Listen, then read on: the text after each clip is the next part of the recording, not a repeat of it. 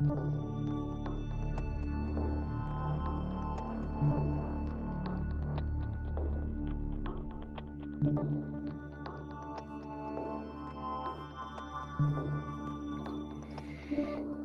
evening, Jacques. How are you? Good evening, David. I'm just posting to our friends on X that we're going live. Yes, great. So we're posting to let them know we're going live on X, YouTube, Facebook. You can anybody tuning in is welcome to join the conversation. We can have some live chat. And Okay. Jacques, you before we went live, I know that you said you would like to discuss Bill 2 in Quebec. So I'll just turn it over to you. If you could introduce us to this concept, what is happening in Quebec, please. Right. And the reason I bring this up is because anyone who's not a libertarian ought to become one after hearing what the government of Quebec is trying to do, because it is such a it is such a collection of the things that we try to fight against. You know, there's central planning, there's coercion, there is an abuse of freedom of speech. It's the usual stuff that that we fight against. And I want to give people another example. So Bill 2 was passed on October 25th, and a big chunk of it is introduced. Was passed for the purpose of trying to fix healthcare once again, right? As if we haven't been through this often enough. It's something that imposes a new framework on Quebec's roughly 25,000 physicians amid a province-wide doctor shortage, where about 1.5 million Quebecers lack a family physician. So the key provisions to this is that, first of all, there's a compensation overhaul where they change the way physicians are going to be paid. This was done mostly without consultation. There's a sort of a mandated collective responsibility because the bill is holding medical federations accountable for improving the system-wide access.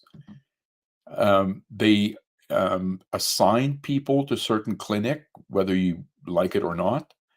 There's a penalty for disruption. I mean, get this, fines of up to $20,000 per day on doctors for concerted actions like work slowdowns or protests that disrupt services, or up to $500,000 a day on groups such as Quebec Federation of Doctors and things of that nature. And they mandate faster appointments and better resource allocation, but critics have already pointed out that it's lacking in funding or staffing. So before we go to the impact, I just want to sort of discuss these things one by one, right? So the first element. Oh, sorry, you're going to. Well, and by the way, I'm going to put an image on screen just so we have some content regarding Bill 2 and people can refer to it. And but just reiterate, please, what is, do you think, the problem that the Quebec provincial government is trying to solve by introducing this bill? Okay, well, first off, Mises told us many, many decades ago that what happens is the government gets involved in something. They make a mess of things, right? Like they whether it's unintended consequences or a byproduct of the law. So it causes problems. So they have to come in and fix the problems. In doing so, of course, they create new problems, right? So it's never ending. So when Legault, the premier, ran in the last election 3 years ago, he promised that every Quebecer would have access to a GP. Well, as I cited, there's still 1.5 million Quebecers without one. So his promise was just rhetoric, right, to get elected. They also cut funding a little while back, which caused problems or exacerbated problems, and now they're coming in and, well, gee whiz, we have to solve this, right? So they're trying to assess or to address the lack of GP. They're trying to address the waiting lists that are too long for a lot of procedures, and in doing so, they're mandating or coercing physicians to act in a certain way, or trying to download onto physician or federation the solution to all of these problems without giving them the means to do so. So in a nutshell, that's what it is. Sorry. It sounds like the plot of Atlas Shrugged, to be honest, right? The economy, the industry players are bound by these odd regulations, and that causes friction in the marketplace. They can't deliver services efficiently and so on. And the government just continues to layer more and more regulation to try and fix the problem. And so you were about to tell us a list of reasons, let's say, why physicians are affected and rightfully upset by this. Like you mentioned, potential fines that they would pay daily. For what? You said $20,000 a day or up to $500,000 per organization. For what exactly? For failing to do... For basically applying any sort of measures, like say a work to rule type thing, or a slow down, or outright walking away, right? Like anything that the government would deem to be disruptive, which is, again, it's completely coercive. It's removing the freedom that people have to protest in some ways. It's frankly just appalling.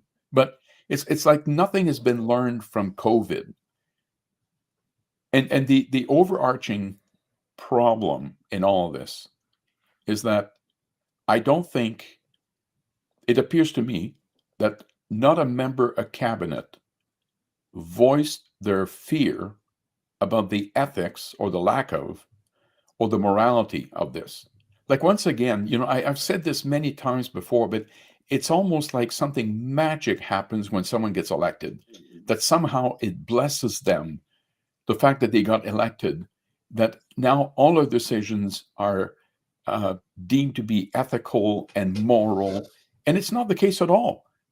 And it's amazing to me that nobody is kind of putting the brakes on this and say, does this make sense? I mean, I was reading a commentary that apparently the government did this in part because they were absolutely convinced that the public was going to side with the government on this, right? That they see physicians as fat cats and who've got it so well.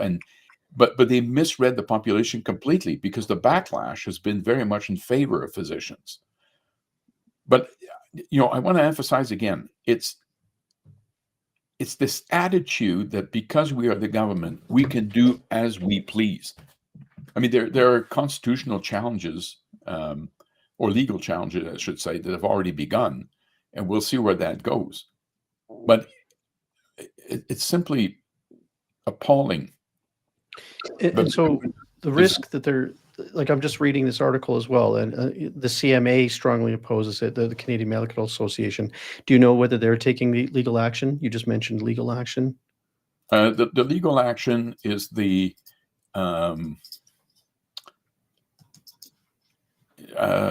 let me just see my notes here. Well, and maybe we can table that for a moment. But the risk, of course, is that physicians will retire early, leave for other provinces. Like, for example, Alberta just had a relatively important announcement about a change to the way physicians can provide services in the province. They can now provide services outside of hospital hours, and they aren't restricted to the quota that they used to be bound by.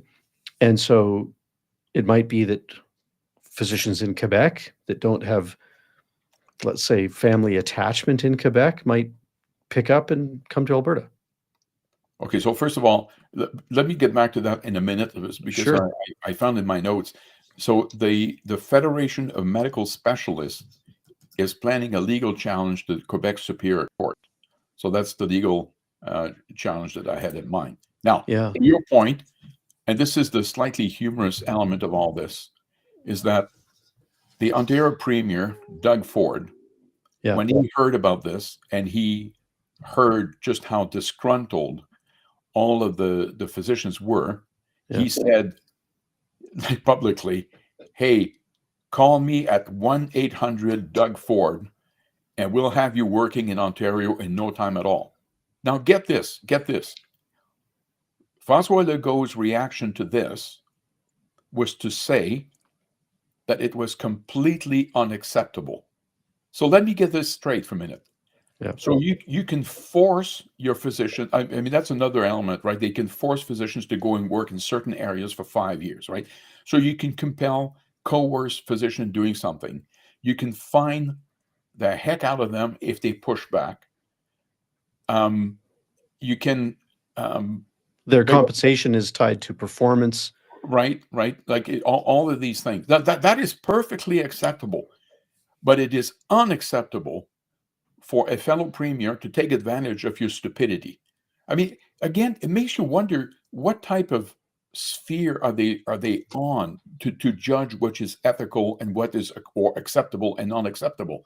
I mean, it's so much about themselves. Like what they do is inherently ethical, and everything else that people or what other people do is not.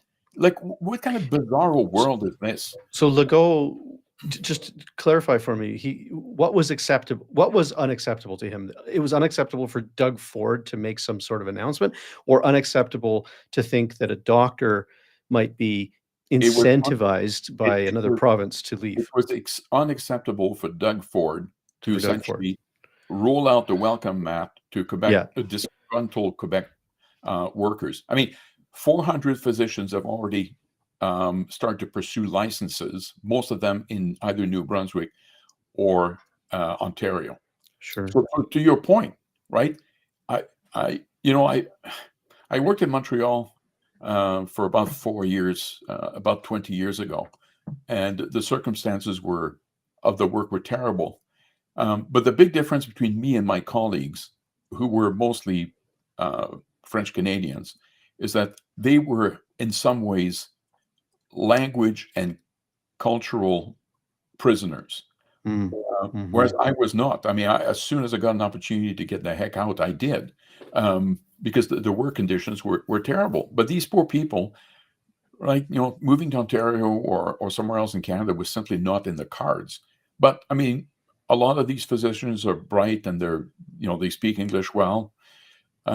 If they don't like what's happening, I mean, many of them have described these measures as Soviet style. So you can see that many of them are going to push back. It is once again, a perfect example of what is wrong and downright evil with governments.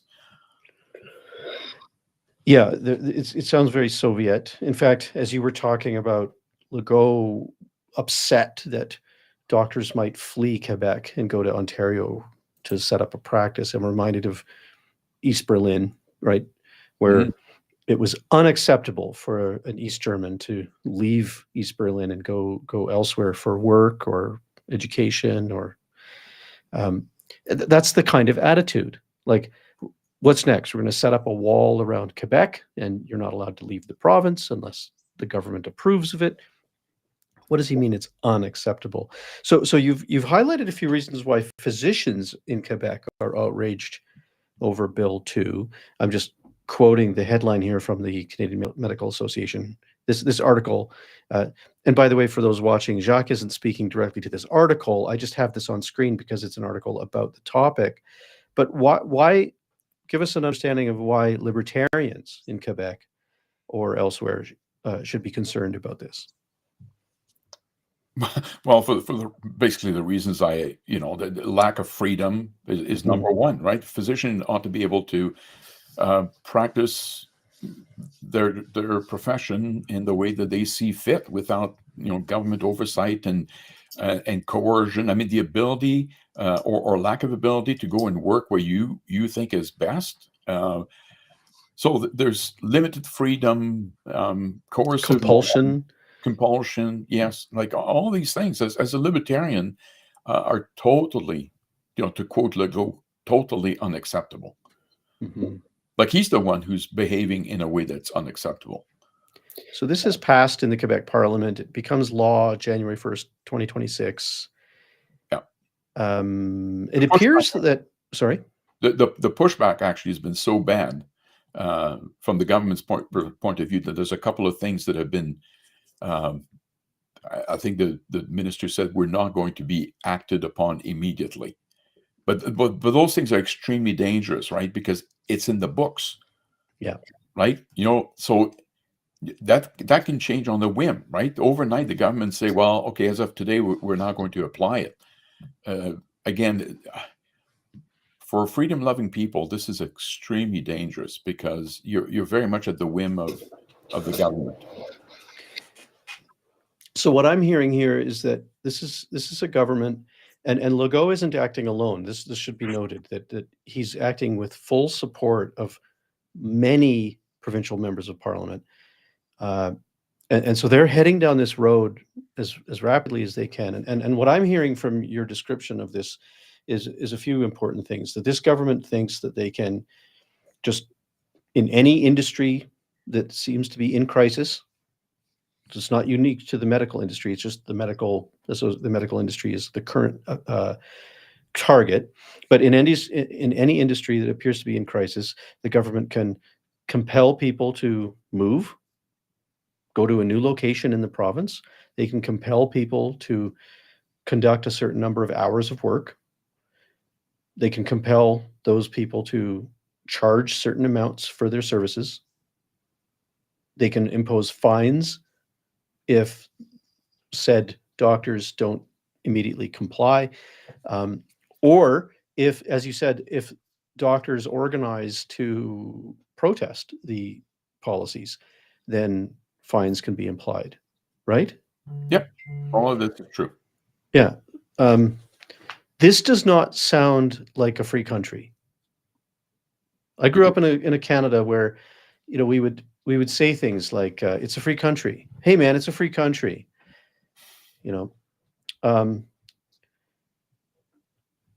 this doesn't sound like a free country. No, and you know, I'll repeat myself because people who've been following me or listening to me, they know that, you know, I'm an actuary by trade, and, you know, studying demographics is something that is part of our educational background.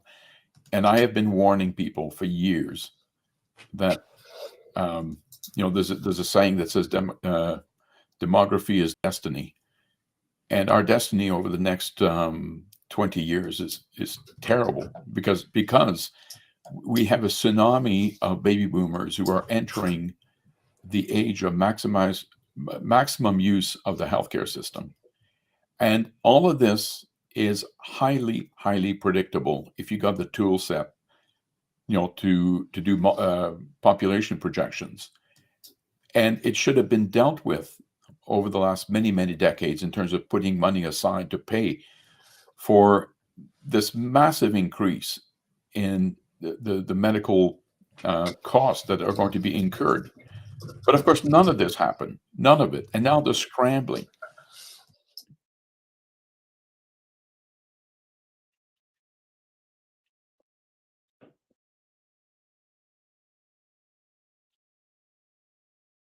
I think we've lost David for a moment.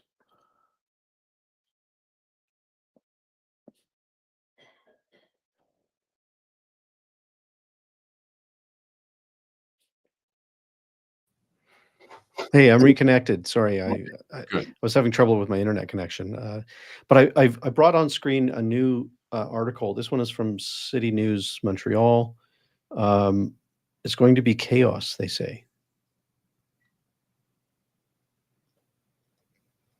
Health clinics will close, they say.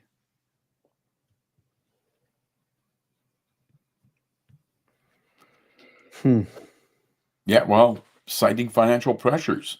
So contrary to what, I mean, the government says that these new ways of paying for physicians is going to be neutral, but people in the know seem to be indicating here that that's not going to be the case. Imagine that another government forecast that is not anchored in reality. Mm-hmm. Oh, the other thing too that I forgot to mention is that this is increasing massively the amount of oversight, such that physicians who are already drowning in a sea of paper Sure. and forms and what have you will see that increased again. It is absolutely maddening because, physicians are there to help sick people. They're not there to fill out form, and yet that's the reality. It takes my understanding is that GPs in particular, I mean, it's terrible. They may end up spending something like 30% of their working time filling out forms. How can that be? I mean, I guarantee you that in the free market, that number would dwindle to something much, much smaller. Certainly. In fact, Ontario has a similar problem, and I remember 2 years ago, or a year and a half ago, listening to physicians in Ontario talking about spending, out of every week, 2 full days Yep. with paperwork. So 30 to 40% of their attention is bureaucracy. And so let me quote my predecessor, Mhm. Moen, who's among other things is a paramedic, and he was saying in a podcast a while back that the way that he is measured as a paramedic is on how good the forms he fills out are. He said there's nothing about whether the patients or the people he takes care of are happy or whether he does a good job with them. It's all about the accuracy and timeliness of the forms that he has to fill out. I mean, what again, a terrible, terrible situation. Yeah.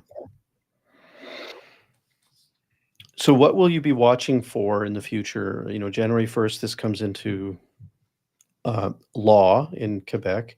I suppose, what metrics will you observe over time to know whether these policies are effective or a disaster?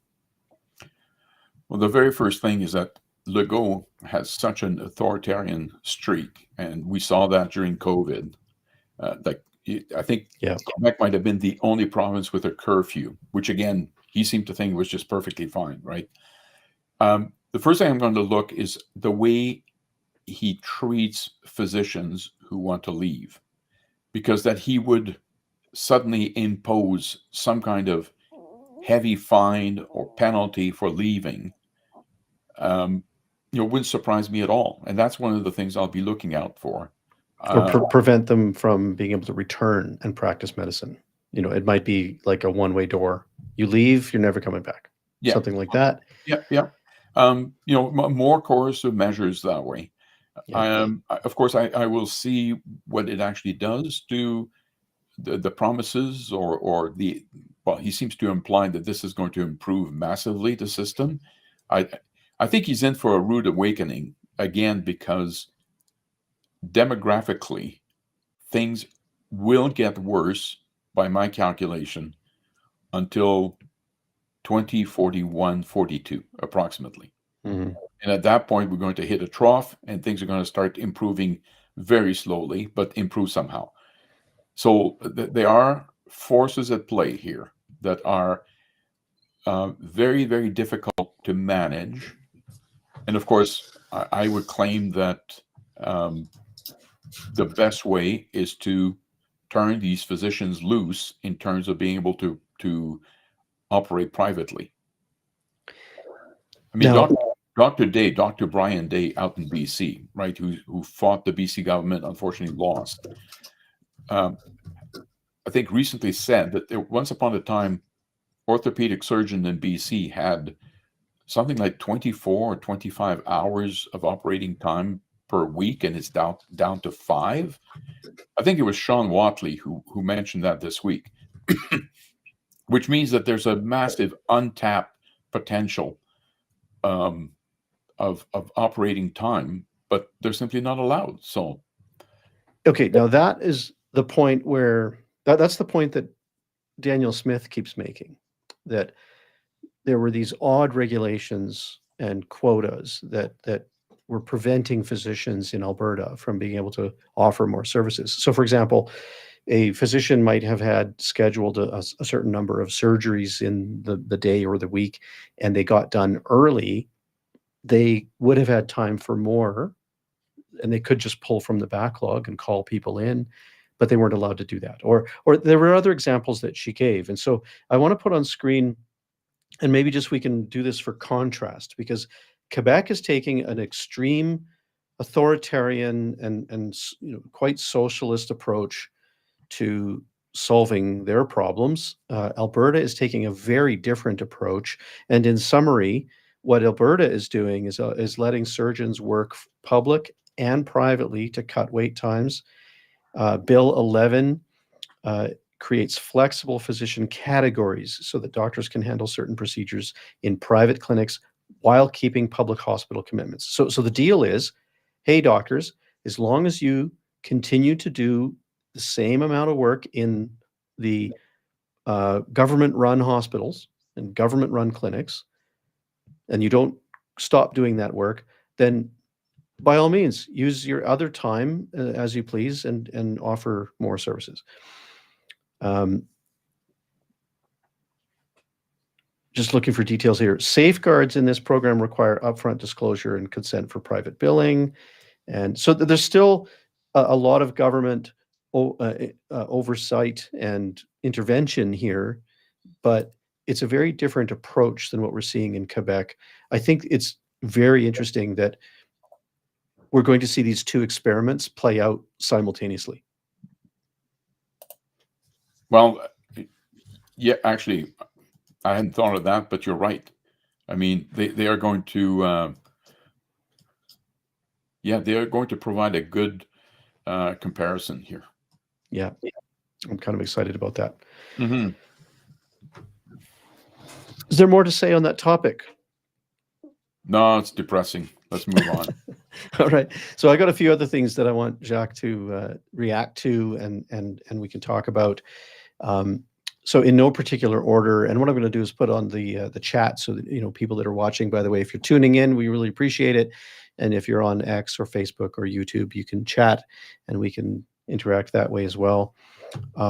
So Jacques, there was a very interesting article in a Blender News. And I'll just read the tweet that was associated with the article. Blender News claims that there comes a point where government waste stops looking like incompetence and starts looking like treason. Canada has long passed that point. We are witnessing now, what we are witnessing now is not mere mismanagement of bureaucratic drift. It is the systemic looting of a nation by the people meant to serve it.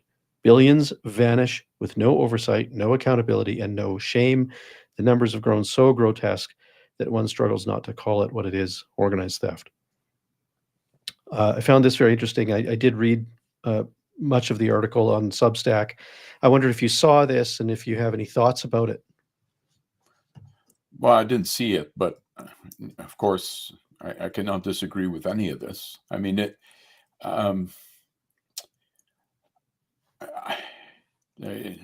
like, I know I sound like a broken record, but the problems that were faced are, the same ones. But a big element why this continues to happen is that there is no skin in the game for the people responsible.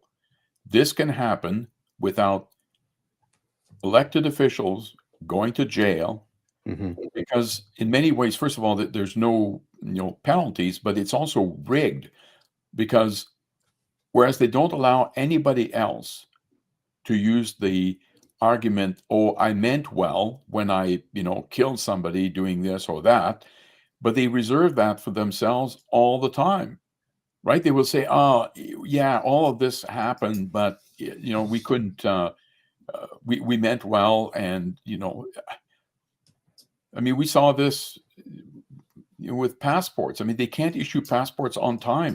Did anybody lose their job? Did anybody go to jail? Did anybody pay a fine? Absolutely not. There's no accountability. And until we have accountability, nothing is going to change. There was another article I'll put on screen. Now, this one was a National Post article by Sean Watley. Now, you just mentioned his name. Yep. So perhaps maybe you read this article and could provide some context if you did.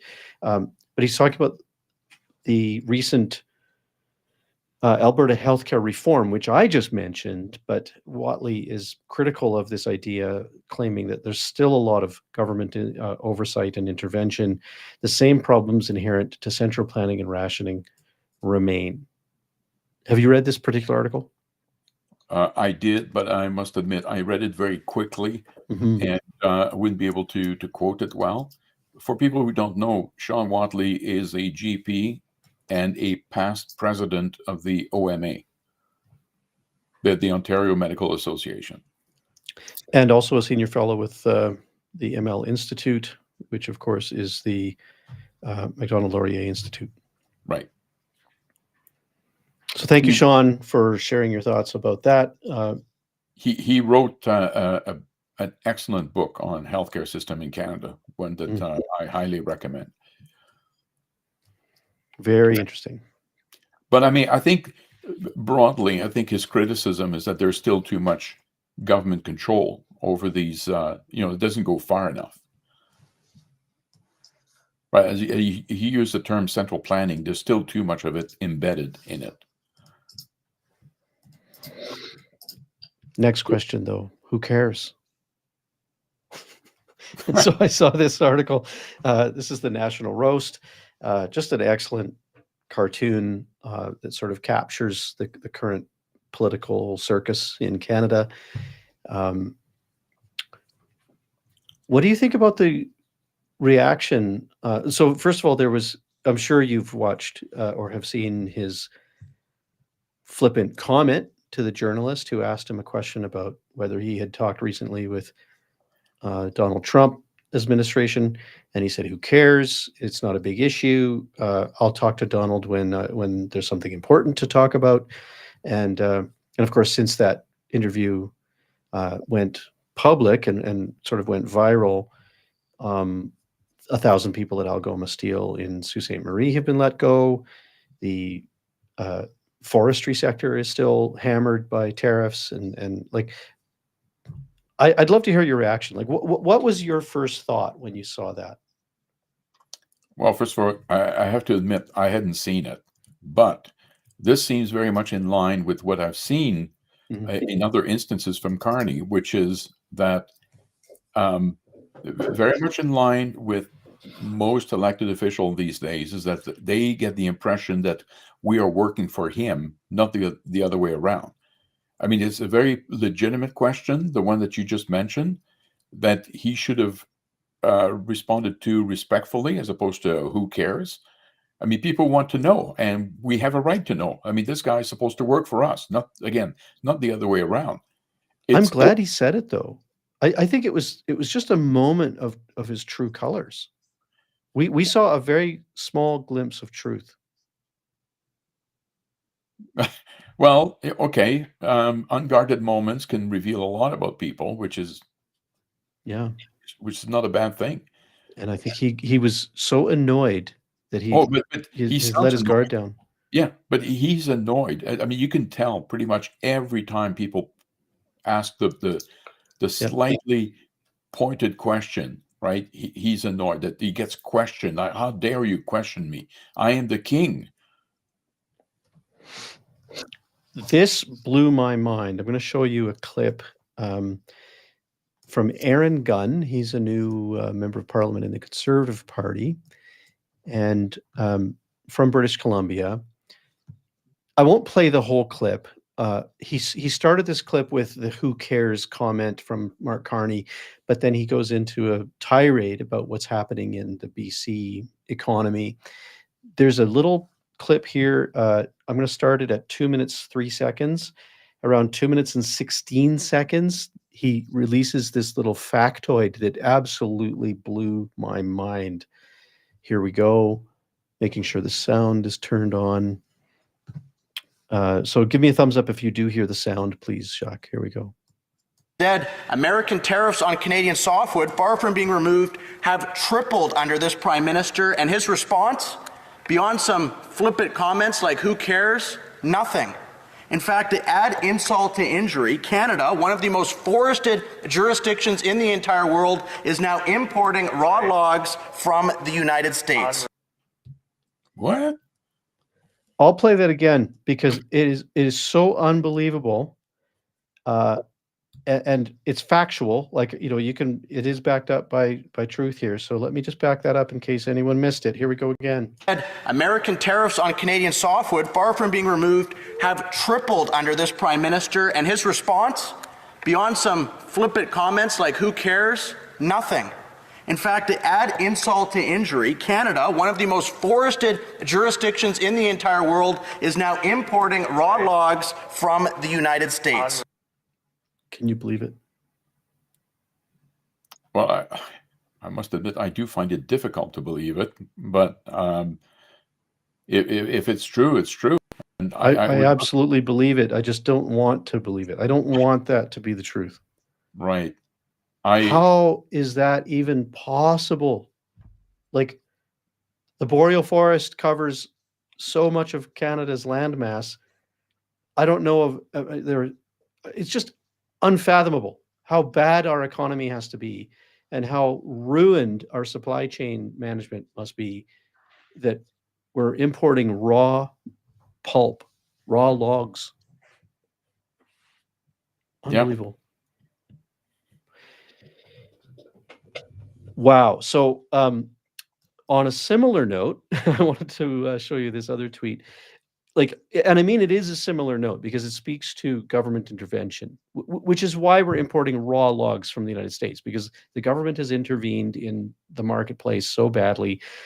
Forestry, environmental regulation, they want to sterilize the earth of human activity. So, you know, like the permitting process for forestry companies is so overwhelming and burdensome that we've crippled the industry, and plus the tariffs, of course, and then that causes all this challenge. But so on the topic of government intervention, I wanted to highlight this very insightful post from Tristan Hopper. Are you familiar with Tristan Hopper's work? I am. Here we go. When metal boats first became available for sale in the Arctic, the Inuit abandoned skin boats so quickly that thousands of years of kayak making expertise was abandoned almost immediately. He says, I think of that anytime someone tells me that green energy is cheaper and better than fossil. I'll go on. There's two more tweets here that are important. It can be, he's talking about the green energy, it can be better, cheaper, but if it really was what you say it is, then we'd be tripping over ourselves to scrap every last internal combustion engine in sight. The government didn't need to subsidize the new boats or place punitive taxes on kayaks. It was just a very simple case of, oh, this is nifty, I'll do this instead.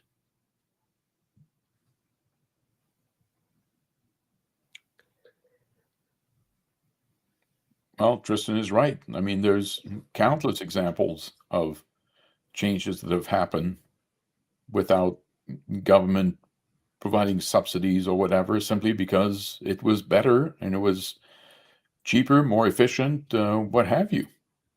Yeah.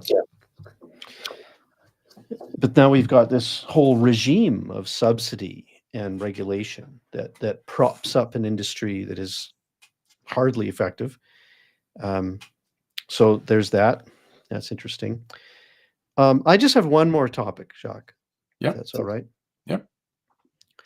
There's a recent bit of news, a very recent event. So this happened just a few hours ago or a couple of hours ago. Francis Widdowson has been arrested on the University of Victoria campus. So for those of you watching that don't know who Francis Widdowson is, she was a professor at the university, the Mount Royal University here in Alberta.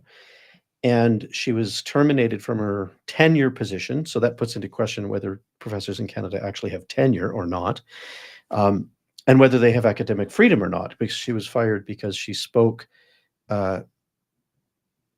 she questioned certain widely held narratives like if there were 215 graves discovered at the Kamloops apple orchard, and if that's the claim being made, can we all please see some evidence of that? And until there's evidence of that, then maybe this is a rather irresponsible claim to make. You know, seeing as we're spending millions and millions of dollars around this and developing policy around this and flying flags at half-mast, and Canadians are vilified for being colonialist settlers. And so if all those claims are being made, then could we perhaps investigate the evidence? So she made a claim like that and was terminated from her position. She's been going through some legal challenges since then. One of the legal challenges was that it was found that she was wrongfully terminated, and now she's going through another legal challenge to try and get reinstated. But in the meantime, she visits university campuses to test whether the campuses across Canada enable free speech and academic freedom. And so she showed up today at University of Victoria with this poster board, just sort of sitting on her shoulders. And it says, if you can zoom in here, it says zero bodies, denial or truth, every child matters. And she was arrested for this. You can see she's a peaceful lady. She's not, doing anything untoward, except she's wearing a message on her person that people don't like.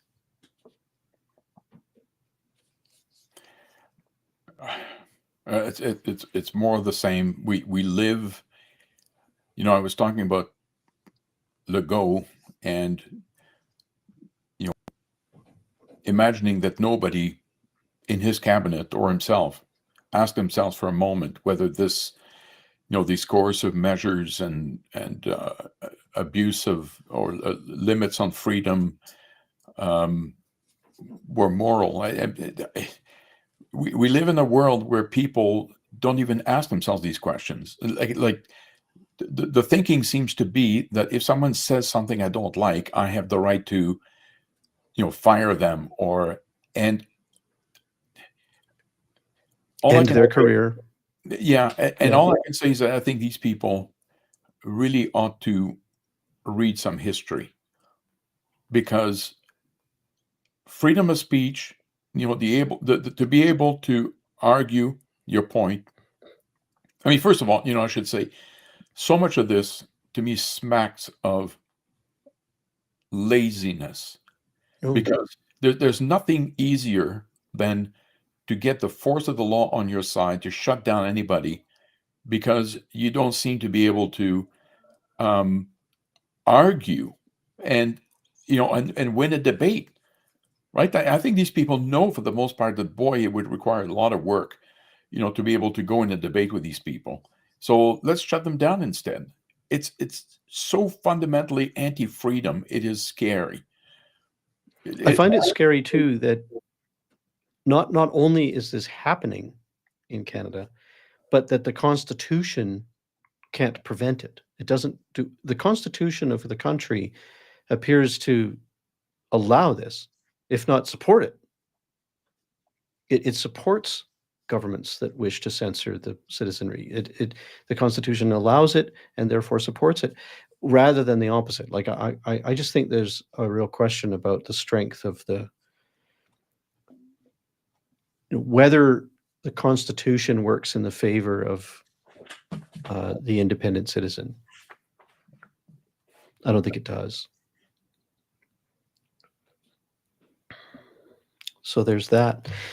For those of you that wish to learn more about Frances Widdowson and what she's doing, I would recommend, there was a wonderful interview with her by Chief Aaron Pete. So this is at YouTube.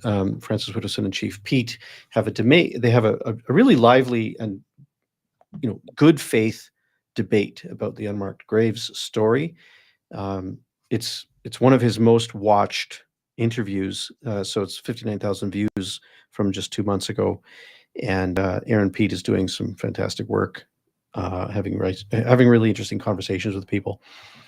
And he interviewed Frances to hear her side. And, they have some healthy disagreement on a few issues, but they fully respect each other's positions and each other's right to speak their minds.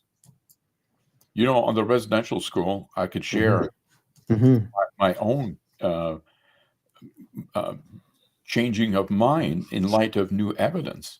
Mm-hmm. I mean, when it first came out, I was outraged, and being a libertarian, I thought, I cannot believe that the government once again imposed these residential schools on these children and on the parents, and what an outrage it was. Mm-hmm. Until I heard, actually, he's in Alberta,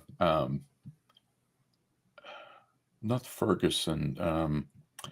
He's based in Alberta. He's a historian, and in this podcast, he pointed out that attendance to school, of any school, was not mandatory in Canada until 1920, which means that the attendance to these schools up to that point was non-coercive. It was voluntary, right? So suddenly it's not, and then of course, it goes without saying, it's not because something is voluntary that it allows the people in charge to abuse children. But you cannot accuse people of genocide or colonialism or whatever if they are free to decide whether they send their kids or not, right? So I changed my mind on this. I used to be very angry at the government, and suddenly I realized, well, in many ways the government didn't have anything to do with this, other than maybe trying to encourage people. But I'm all about for persuasion, not coercion. So in light the government did, in light of new evidence, I Mhm. changed my mind. Imagine that. Well, that is interesting. Yeah. Prior to 1920, the government was writing, the Education Act, and they were pouring a lot of taxpayer money into the public school system, the residential school system as well, to build the buildings and create the infrastructure and contract the church to manage those facilities and provide teaching, provide education in the classrooms. And so there was a lot of tax money, I think, or at least, government funding being poured into that system. But that is interesting. So until 1920, attendance was not mandatory. Do you mean that maybe it wasn't mandatory in the way that getting the COVID vaccine 3 years ago wasn't mandatory? Like it was still your choice, but we'll take away your job and we'll take away your right to travel and No, I think it was much more hands-off, as governments hands off. tended to be back then. Yeah, governments, I think of the past, well, I don't know, I wasn't there, but I can look back and I can think that, even NDP governments of the past would probably look at the current regime and be quite frightened about how much overreach there is. And Well, I've said that many times. I mean, if my poor grandparents were to come back to life, I think they would be appalled to see Yeah. The level of involvement. I mean, and my grandfather was a hardcore NDP or in Saskatchewan, a CCFer, right? He loved Tommy Douglas and volunteered for the party and was involved. And my grandmother volunteered as well. I think she was maybe on an EDA in the region around Yorkton. Very involved, but I think he would be absolutely appalled to discover what the NDP party has become, and even the Liberal Party. Quite authoritarian. Amazing. Well, Jacques, it's been a really good conversation. I'd love to pick your brain about all kinds of things, but we've been talking for now a little while, and maybe it's time to wrap up. We've got a few people that have tuned in, so thanks to them. Thanks to all of you that tuned in and shared your thoughts in the chat. Anything left to say? Last word to you? No, I don't think so. I'll just wish good riddance to Stephen Guilbeault. That's good. I'll raise a glass to that for sure. Yeah, that was the highlight of the week as far as I'm concerned. I should have had the clip of that as well. Yeah, I did smile. Adieu. All right. Yeah. See you Take soon. care.